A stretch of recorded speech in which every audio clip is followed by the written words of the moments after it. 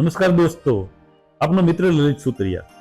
દોસ્તો, આપણા શરીરને આપણે તંદુરસ્ત રાખવું હશે તો 5 વસ્તુ એવી છે કે એને કાયમ માટે હટાવી દો રસોડામાંથી, અને 5 વસ્તુ એવી છે કે એને કાયમ માટે રસોડામાં વસાવો।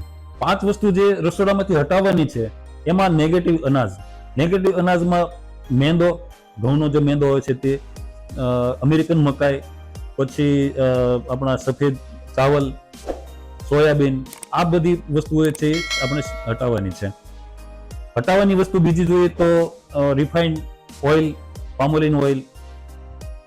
બીજી વસ્તુ જોઈએ તો મીઠું, સફેદ જે આયોડિન યુક્ત મીઠું છે તે, પછી ખાંડ અને અમુક વાસણ જે એલ્યુમિનિયમ છે, પ્રેશર કુકર છે, ફાઈબરના વાસણો છે, આ બધી વસ્તુઓ છે એ આપણે રસોડામાંથી હટાવવી જોઈએ।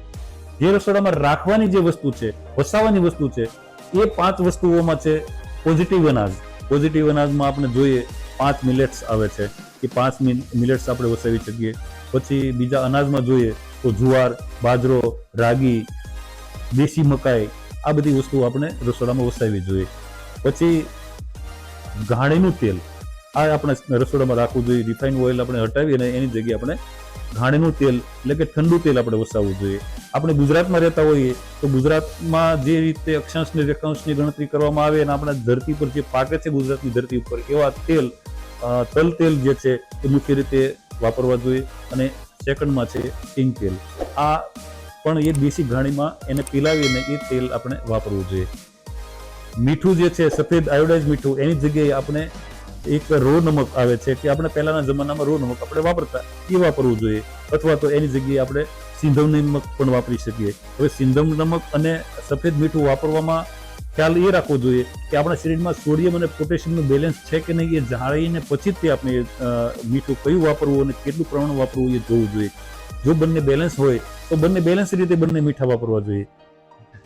બીજી વાત છે કે આપણા વાસણો, તો વાસણ જે છે એ આપણે આજકાલ વાપરતા હોય છે જે એલ્યુમિનિયમને એ દૂર કરી એની જગ્યાએ આપણે વાસણ વાપરવાના છે માટીના વાસણ સૌથી બેસ્ટ। હવે માટીના વાસણ આજકાલ વાપરવા માટે આપણા જે લેડીઝ મેમ્બર છે એમને થોડું એ અઘરું પડતું હોય છે, તો એની જગ્યાએ આપણે સ્ટીલના વાસણ વાપરીએ। સ્ટીલના વાસણમાં એવું છે કે એ ધાતુ એટલી બધી કડક છે કે એ ગરમ થાય છતાં એ ઓગળતી નથી, જલ્દી એના ગુણધર્મો આપણા સબ્જીમાં એમાં છોડતી નથી, એટલા માટે એ પણ વાપરી શકીએ। બાકી તો તાંબા અને એ પણ વાસણો છે એ જરૂરી પૂરતા આપણે વાપરી શકતા હોઈએ છીએ।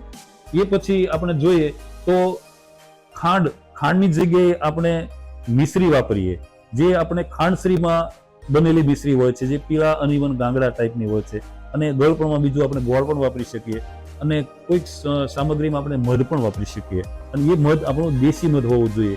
એ આજકાલ હની ફાર્મમાં જે પેદા કરેલું મધ છે એ ખરેખર તો ઇન્ડસ્ટ્રીઝ મધ જ આપણે કહી શકીએ।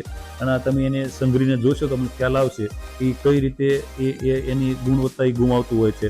સેકન્ડ આપણે જોઈએ તો જ્યાં એના ફાર્મ હોય છે, હની ફાર્મ, ત્યાં જોઈએ તો ખ્યાલ આવે કે ઠીક આ કઈ રીતે મધમાખીને ઉછેરતા હોય છે અને એ મધ કઈ રીતે એકઠું કરતી હોય છે એ જોઈ એટલે ખ્યાલ આવી જતો હોય છે।